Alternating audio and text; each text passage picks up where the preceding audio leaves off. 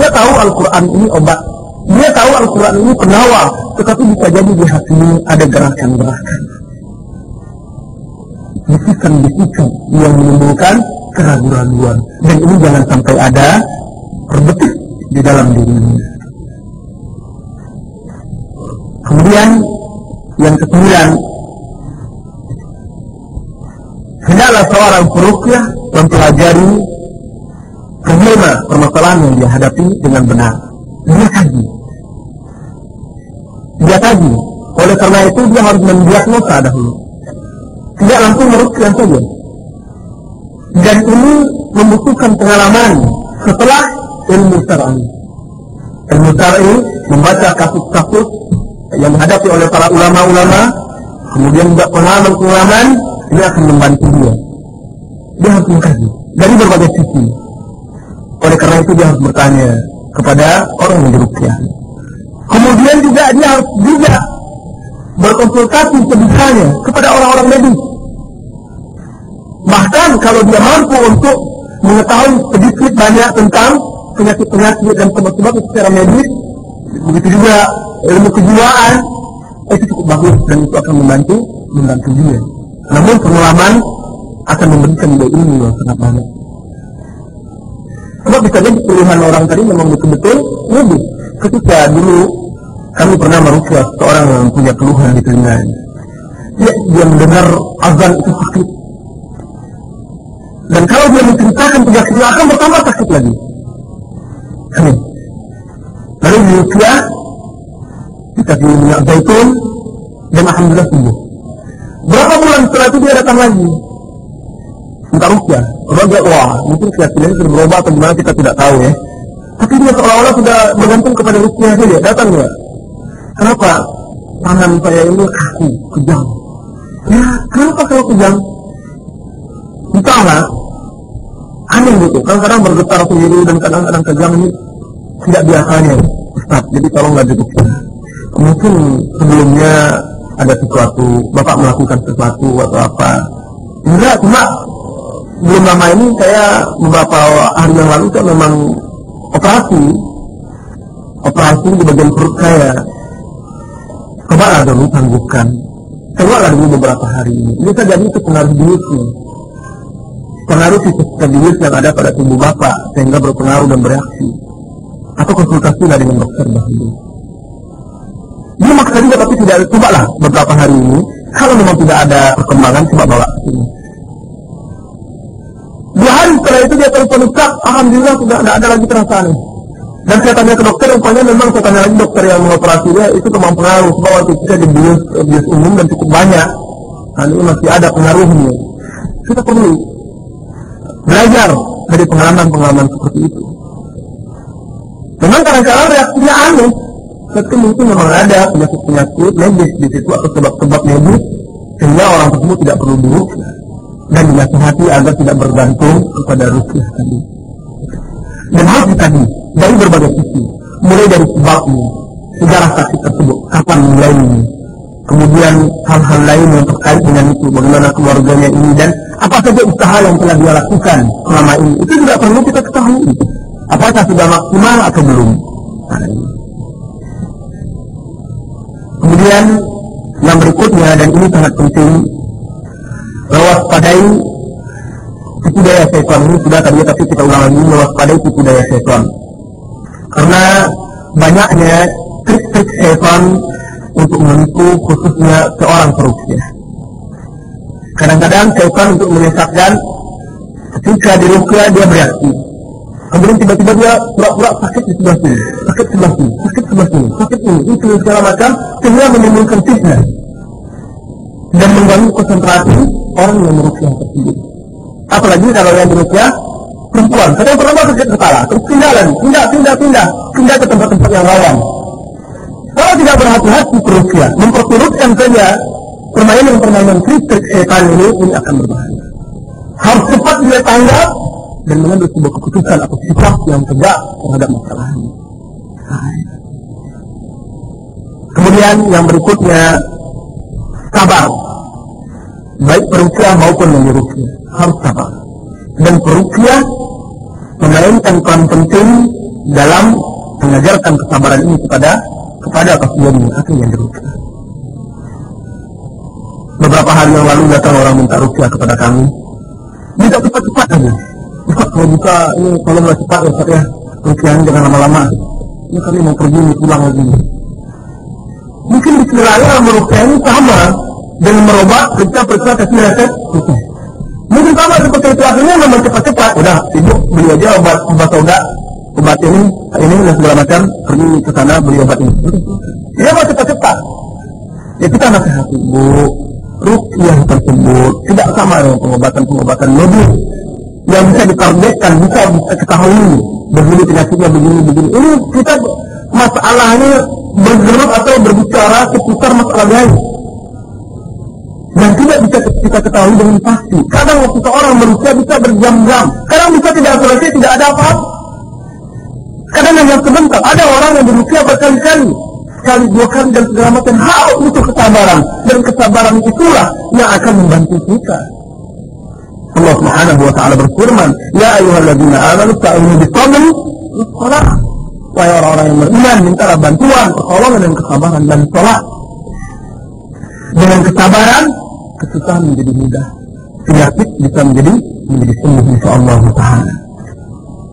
Ketika seorang wanita di zaman Rasulullah sallallahu alaihi wasallam yang sering kesurupan datang kepada Rasulullah sallallahu alaihi wasallam lalu minta diruqyah, minta didoakan. Lalu apa kata Rasulullah sallallahu alaihi wasallam? In tasbiru falakul jannah. Jika engkau bersabar atas penyakitmu ini, sabar saja kamu, tidak saya ruqyah, maka kamu akan masuk surga. Dan jika kamu minta ruqyah, minta didoakan, kamu akan sembuh insyaallah taala. Akhirnya perempuan tersebut memilih surga yang sudah pasti. Itu jaminan dari Rasulullah sallallahu alaihi wasallam. Kalau kamu sabar, kamu masuk surga insyaallah. Kalau kamu minta kesembuhan, saya doakan kamu sembuh, tapi belum tentu. Sebab tidak ada jaminan, belum ada jaminan dia itu masuk surga atau tidak. Akhirnya dia memilih, ya Rasulullah, jika demikian saya bersabar, tetapi doakan saya ketika saya kesurupan, kerasukan, doakan agar aurat saya terjaga. Karena dia kalau kemasukan kadang-kadang tersingkap auratnya, tidak sadar. Akhirnya doakan oleh Rasulullah, dia itu kalau dia kesurupan dia tidak pernah lagi tersingkap auratnya. Tapi dia bersabar. Ada juga yang buta datang kepada Rasulullah sallallahu alaihi wasallam, minta ruqyah didoakan. Lalu kata Rasulullah, kalau sabar kamu masuk surga, jika didoakan dia sembuh, dia minta kesembuhan. Didoakan oleh Rasulullah sembuh. Itu pun tidak apa-apa. Tetapi yang terpenting adalah bersabar. Ada orang yang memang diruqyah tidak sembuh-sembuh karena hikmah yang diinginkan oleh Allah Subhanahu wa taala. Allah yang Maha tahu apa hikmah di balik itu. Jadi ruqyah bukan jaminan mutlak seseorang tersebut harus sembuh, karena Allah yang menyembuhkan. Jadi Anda seolah-olah ingat di tengah masyarakat, ruqyah ini adalah final terakhirnya yang mesti sembuh setelah itu. Dan yang lebih parah lagi, yang lebih aneh, ruqyah ini jadikan obat alternatif. Artinya kalau tidak bisa lagi, tidak ada yang lain baru ruqyah. Pertama ke dukun dulu, kembali. Tidak bisa lagi, sudah 5 dukun, ada yang 30 dukun. Tidak bisa baru dia datang ke ruqyah. Akhirnya kenapa dia dari awal? Setelah akhirnya tersakiti, terganggu, ada yang akhirnya trauma karena dukun-dukun, ada yang akhirnya mau dilecehkan oleh dukun, setelah itu baru datang minta ruqyah. Oh, kami sudah datang ke dukun, kufian ini itu dan segala macam. Subhanallah. Dan akhirnya sama merendahkan, menyepelekan masalah ruqyah ini. Jadi harus diajarkan bersabar kepada si sakit. Sabar inilah yang membantu atau sebab terbesar bagi seorang yang sakit itu sembuh. Bahkan seorang yang sakit, saking sabarnya dia, maka seolah-olah sakit itu tidak ada lagi pada dirinya. Itu sering sekali. Dan dia menikmati saja kehidupan ini. Saya kenal seseorang yang luar biasa, padahal itu orang awam, tapi Allah berkahi, Allah berikan dia kesabaran kepada dirinya. Suami istri, ketika anaknya masih kecil-kecil, umur mungkin berapa tahun, 3 tahun atau 4 tahun, sang istri kena penyakit, lupus sama penyakitnya. Seluruh tubuhnya mengelupas, sehingga rambutnya habis. Istrinya itu habis seluruh rambutnya, dan kulitnya mengelupas. Dan ini sangat jarang. Waktu itu, waktu di zaman itu, beberapa orang di Sumatera yang diketahui mengidap penyakit tersebut. Sembuh, alhamdulillah sembuh. Kemudian belakangan tiba-tiba lumpuh mendadak. Lumpuh mendadak, kemudian ada luka di bagian dekat pahanya, paha luarnya, yang sampai sekarang tidak sembuh-sembuh. Berobat kemana-mana, berobat ke dokter, berobat ke luar negeri, berobat, tidak sembuh-sembuh. Dan suaminya sebenarnya sudah cukup lama sebagai seorang pria, bahkan dia mengatakan, kalau saya mau saya bisa menikah. Tapi bagaimanapun saya tidak akan tega membiarkan istri saya seperti ini dalam keadaan sakit lalu saya meninggalkan. Dan sampai sekarang dia masih sabar merawat istrinya, bahkan istrinya pun tetap bersabar sampai dia tidak lagi merasakan sakit tersebut. Masih bisa tersenyum dan masih bisa hidup bersama keluarganya dengan baik, walaupun penyakit tersebut tidak sembuh.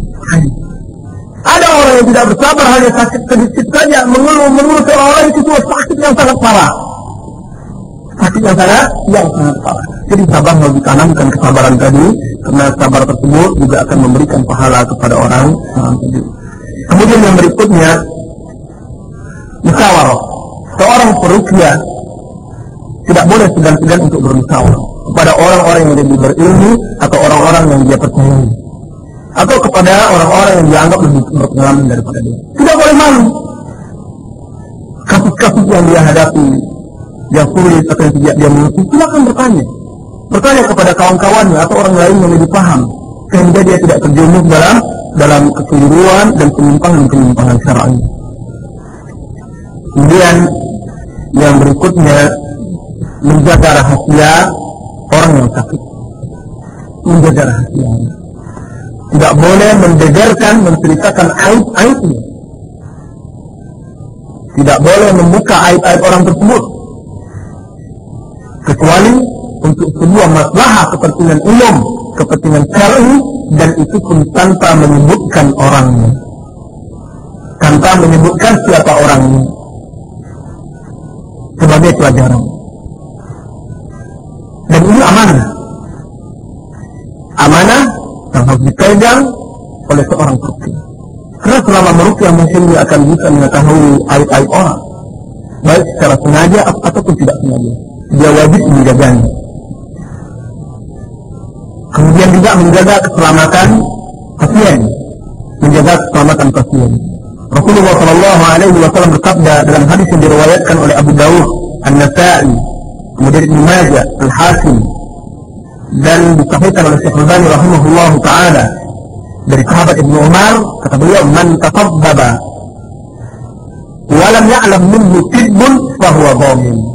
Barang siapa yang melakukan praktek pengobatan dan dia tidak dikenal sebagai ahlinya, maka dia bertanggung jawab, maka dia orang yang akan menjamin dan bertanggung jawab terhadap keselamatan pasien. Kalau seandainya ada kecelakaan ketika praktek itu, dan dia bukan yang orang yang ahlinya di dalam Islam, dia yang akan meminta pertanggungjawaban dan dikenakan sanksi. Jadi tidak mudah. Hati-hati ketika meruqyah, jangan sampai mencelakai jiwa, apalagi fisik orang-orang yang meruqyah atau diobati. Kemudian yang terakhir, ini kita kali yang terakhir sebelum ditanya jawab, tidak tergesa-gesa memberikan sebuah keputusan atau hukum terhadap kondisi pasiennya. Tidak boleh tergesa-gesa.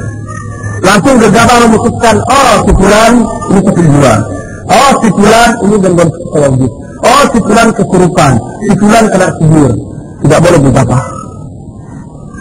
Bahkan ketika dia meruqyah, lalu jin tersebut berbicara, mengatakan si fulan disihir karena si fulan yang menyuruhnya, itu dia juga tidak boleh gegabah memutuskan dan menyimpulkannya.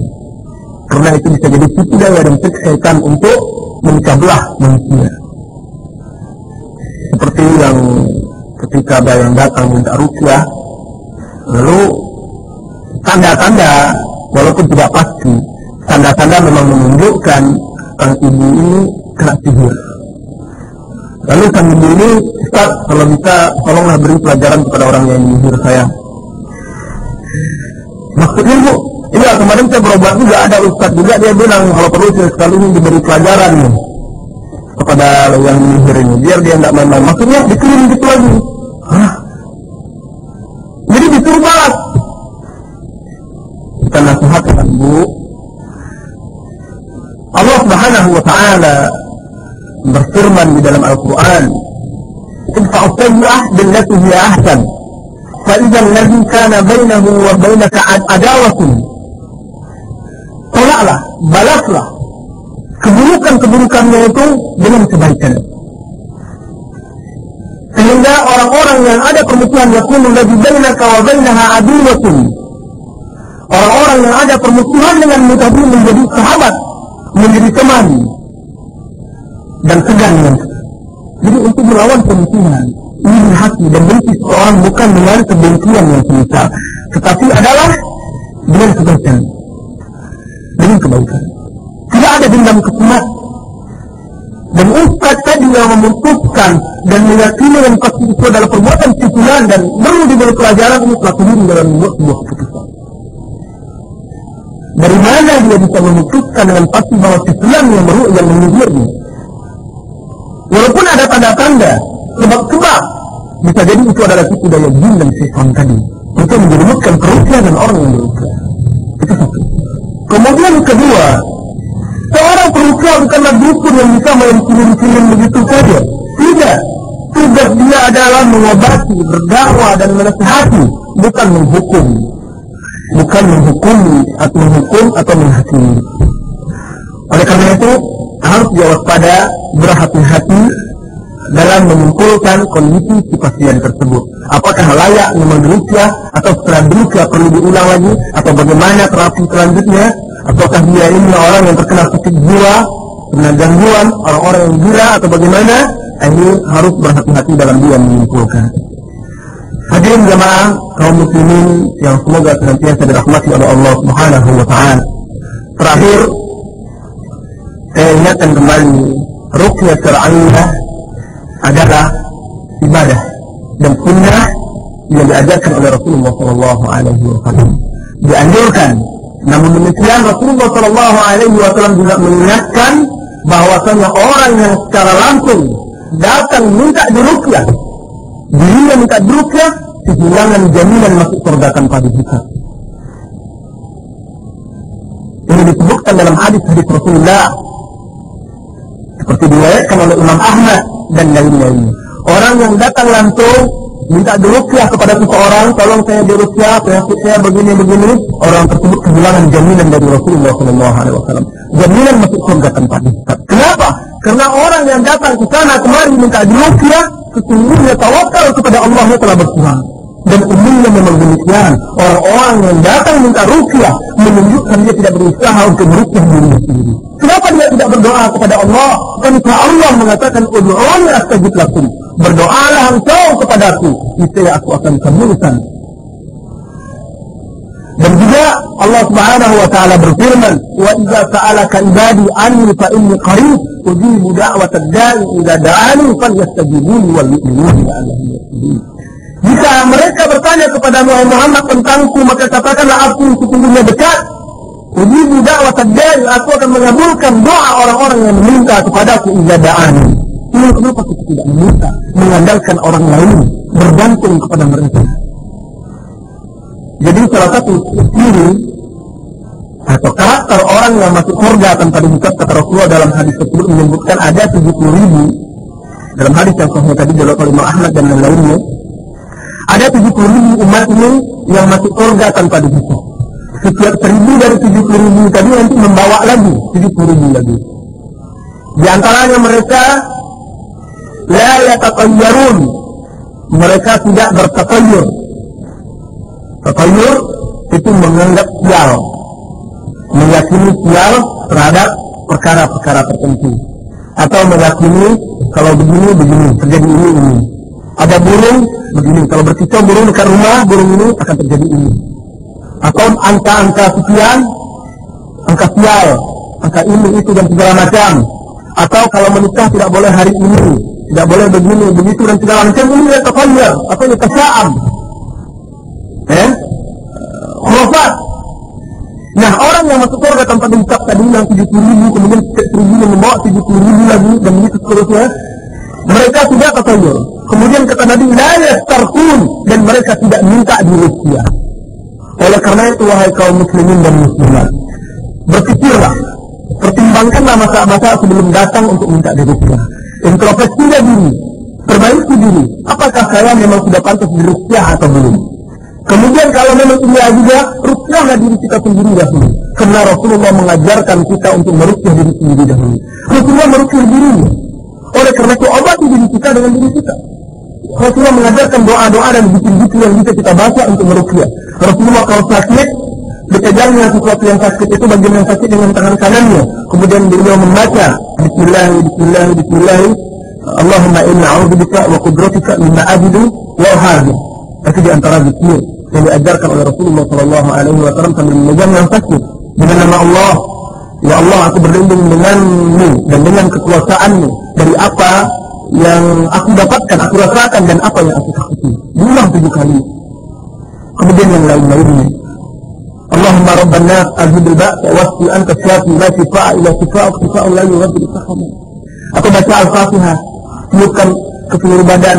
Rasulullah mengajarkan sebelum tidur, beliau meruqyah tubuhnya, dibacanya 3 qul huwallahu ahad, qul a'udzu birabbil falaq, qul a'udzu birabbin nas, ditiupkan ke telapak tangannya.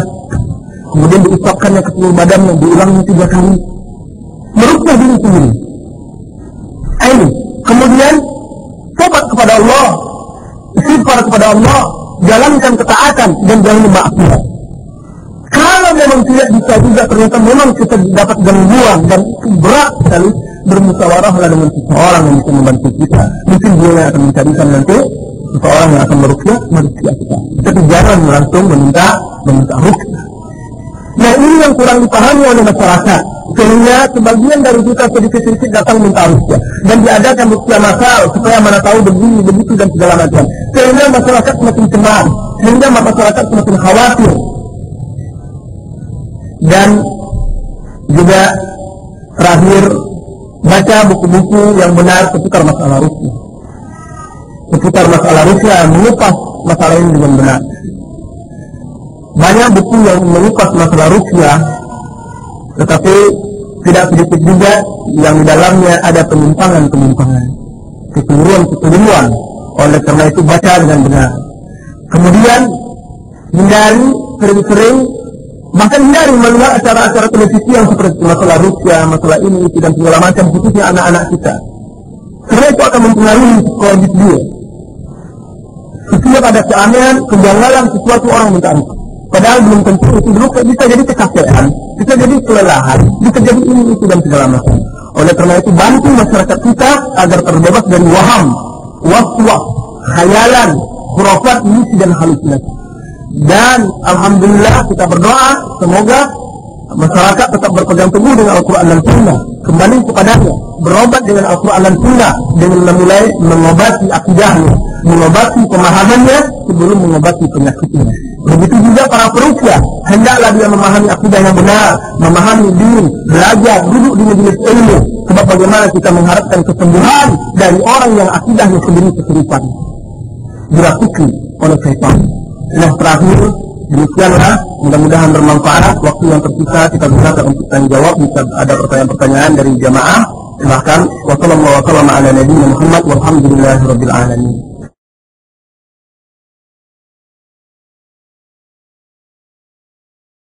Sebenarnya itu bukan syarat, sebab itu tidak terlalu menimbulkan efeknya. Kalau kita akan syarat, kalau tidak demikian, tidak bisa terlaksana ruqyah tersebut dengan benar. Jadi kalau ada orang yang mensyaratkan hendaklah dia sudah menikah, itu tidak juga. Mungkin dikhawatirkan karena yang banyak ruqyah itu wanita. Dikhawatirkan kalau masih bujang-bujang meruqyah akan terfitnah. Di sisi lain, sebagian para peruqyah yang sudah menikah akhirnya meninggalkan ruqyah karena gangguan-gangguan juga. Apa? Keluarganya diganggu oleh jin-jin tersebut. Karena seseorang yang meruqyah langsung tidak langsung dia berperang dengan kejahatan. Dia berperang dengan kekuatan jahat, para dukun, sihir, dan jin-jin yang ingin menyesatkan manusia. Nah, mereka akan melakukan apa saja untuk melawannya. Jika tidak mampu mereka mengalahkan atau melawan orang yang meruqyah, dia akan berpindah kepada keluarganya. Dan banyak sudah akhirnya orang-orang yang dulunya dia udah berkeluarga menerapkan ruqyah, akhirnya mereka istirahat. Kenapa? Karena punya anak-anak. Khawatir anak-anaknya akan terganggu. Oleh karena itu keluarga peruqyah haruslah membentengi dirinya dengan zikir, ketakwaan dan pendekatan diri kepada Allah Subhanahu wa taala. Istrinya, kemudian anak-anaknya juga diruqyah, dia bisa meruqyah. Rasulullah mengajarkan, Rasulullah meruqyah sisinya Hasan dan Husain, diruqyahnya sisinya. Itu diajarkan ada doa, zikirnya bisa didapatkan dalam kitab doa-doa ruqyah dan zikir Allahumma. Jadi tidak ada keharusannya, bahkan kedua belah pihak juga semuanya menghadapi permasalahan-permasalahan tersendiri. Permasalahan tersendiri.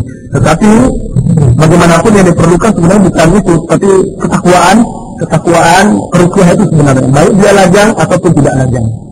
Allahu a'lam.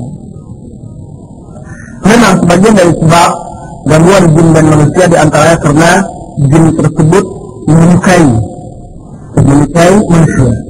Pengakuan jin tersebut menyukai manusia bisa jadi benar, bisa jadi tidak. Ya, seperti memang ada yang seperti itu, kasus-kasus yang seperti itu, dan itu tidak dibenarkan di dalam Islam. Bahkan para ulama juga sepakat, walaupun itu mungkin terjadi, mungkin saja jin dan manusia melakukan hubungan, tetapi itu tidak dibenarkan karena dampak-dampak negatif yang akan ditimbulkan. Karena perbedaan alam, dan kita tidak bisa manusia mengenal hakikat jin tersebut karena dia gaib, dan dia akan menimbulkan dampak-dampak yang negatif baik di akidah, agama maupun terhadap manusia. Oleh karena itu tidak dibenarkan oleh para ulama kita. Nah, jikalau jin tersebut mengaku menyukainya, menasihati, dinasihati bahwa itu bertentangan dengan syar'i dan alamnya berbeda, tidak boleh, karena akan menimbulkan dampak-dampak negatif, dan jelaskan bahwa orang tersebut tidak menyukai seperti yang terjadi pada pembunuhan tadi. Begitu juga salah satu sebab gangguan jin karena jin tersebut merasa tersakiti dan terganggu. Misalnya kencing sembarangan, atau melempar sembarangan, atau terinjak dan segala macamnya. Oleh karenanya Rasulullah menganjurkan kalau menjelang maghrib dan maghrib itu pintu-pintu ditutup, jendela-jendela ditutup, minum makanan ditutup, dan anak-anak disuruh masuk. Tidak boleh berkeliaran di luar, karena itu saat-saat setan berkeliaran. Atau ketika kita mau buang air di tempat yang jauh, di hutan yang semak belukar, mau masuk ke tempat tersebut baca zikir. A'udzu billahi min syarri ma khalaq. Ini jangan lupa berzikir. Dan jangan buang air di lubang-lubang.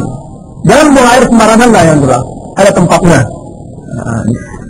Kemudian bisa jadi juga karena membuang sampah sembarangan, membakar, lalu terganggu. Karena jin-jin ini tempat-tempat yang kotor. Oleh karena itu ketika kita mau membakar sampah, apa jadi pindah?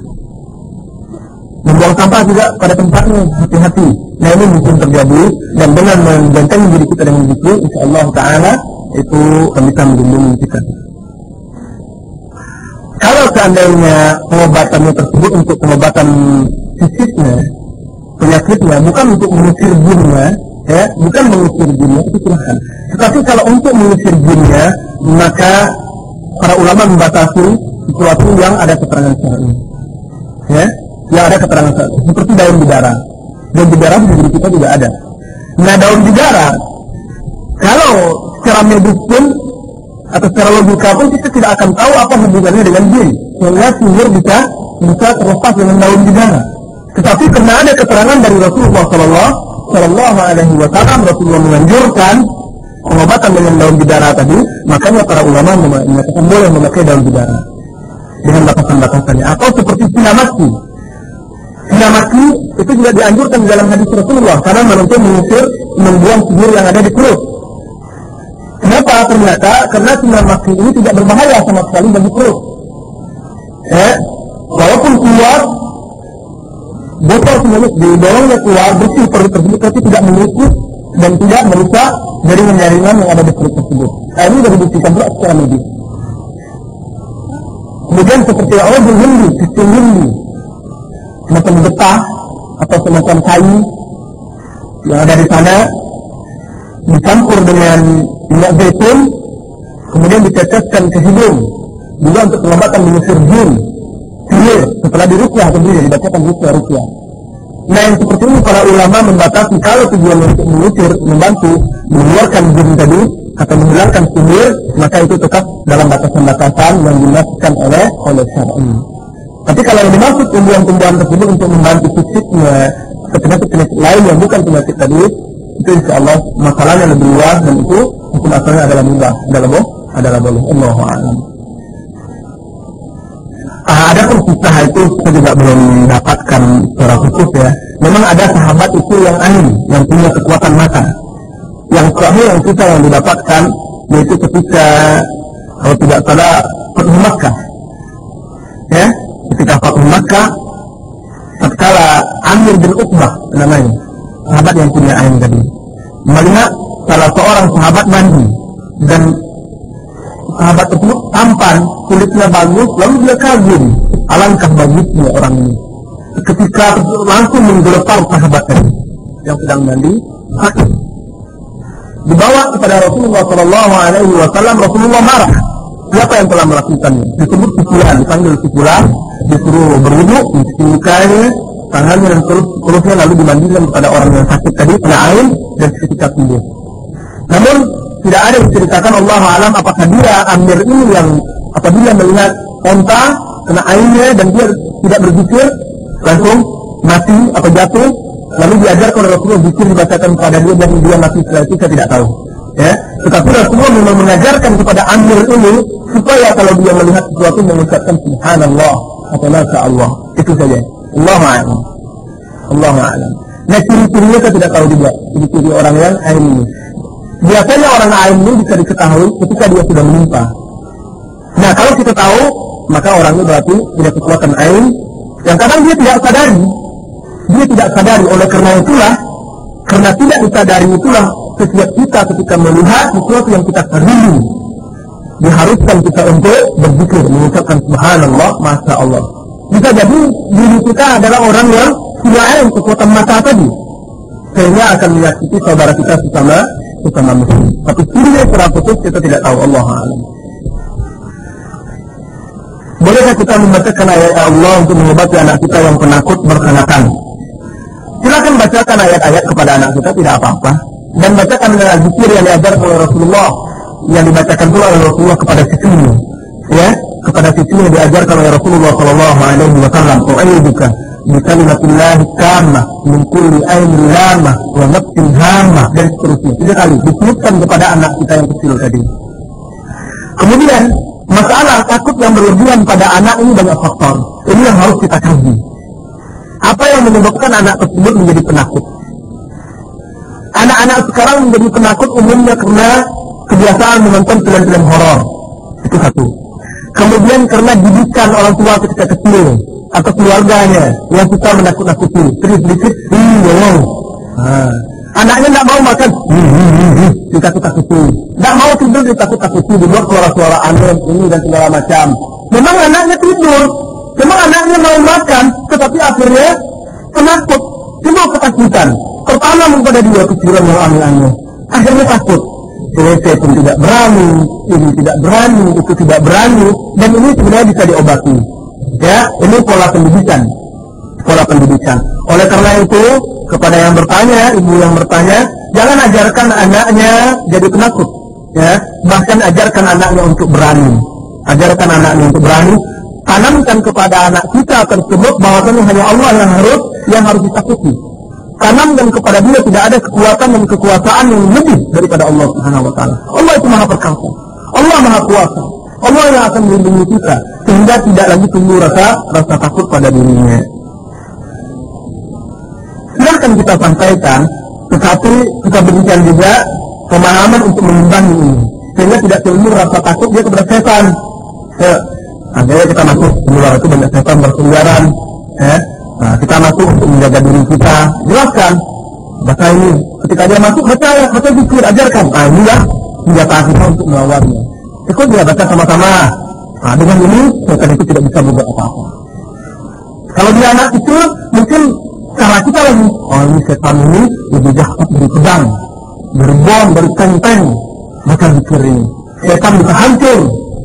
Sehingga dia yakin, anak kecil biasa seperti itu. Yakin ya, kita bacakan bersama. Ayo ikut baca, itu mengajarkan anak-anak. Jadi ketika masuk ada setan. Kalau tidak kita imbangi dengan sesuatu yang bisa mengimbangi itu, rasanya takut aja nanti kita bilang, setan di mana-mana ini. Nah, tapi dia tidak takut lagi, dia punya senjata melakukannya. Allahu a'lam. Apakah ruqyah itu hanya dikhususkan untuk orang yang kemasukan setan saja, Ustaz? Tidak. Bisa ruqyah itu untuk mengobati penyakit seperti kanker misalnya. Silakan baca doa ruqyah sendiri. Ruqyah sendiri, baca doa, pegang yang sakit dan baca zikir yang diajarkan oleh Rasulullah SAW tadi. Tapi ruqyah secara langsung minta ruqyah kepada orang karena penyakit kanker itu juga tidak dicontohkan oleh para sahabat Rasulullah SAW. Tetapi ruqyah diri sendiri itu yang diajarkan oleh Rasulullah. Pegang penyakit itu bagian yang sakit, kemudian baca doa. Baca doa yang diajarkan oleh Rasulullah SAW. Kemudian bantu dengan obat-obatan nabawi, obat-obatan nabawi seperti madu, minyak zaitun, habat sauda, kemudian yang lain-lainnya yang diajarkan oleh Rasulullah SAW untuk dikonsumsi.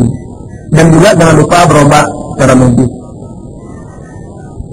Apakah pengobatan dengan memindahkan penyakit manusia ke kambing itu termasuk ruqyah yang syar'i? Tidak, itu bukan termasuk ruqyah yang syar'i, bahkan itu termasuk ruqyah bid'i dan perzaliman, karena dia menzalimi kambing tersebut. Apa salah kambing itu sehingga penyakit dipindahkan kepada dia? Kasihan. Tidak boleh. Itu menyakiti. Dan trik-trik seperti itu seperti ada di TV ya, sebagian kemarin itu dan beberapa waktu yang lalu, atau sebagian orang juga mempraktek memindahkan penyakit pada hewan tersebut. Itu tidak boleh. Itu sebenarnya trik-trik yang digunakan oleh sebagian dukun, yang kalau mereka menamakan ruqyah itu hanya mengatasnamakan ruqyah. Karena sekarang masyarakat lagi gandeng ruqyah. Akhirnya mereka pandai-pandai pula, kalau tidak laku. Lalu dinamakan pula ruqyah. Ya, itu tidak ruqyah. Tapi tidak bisa dipindah-pindahkan seperti itu.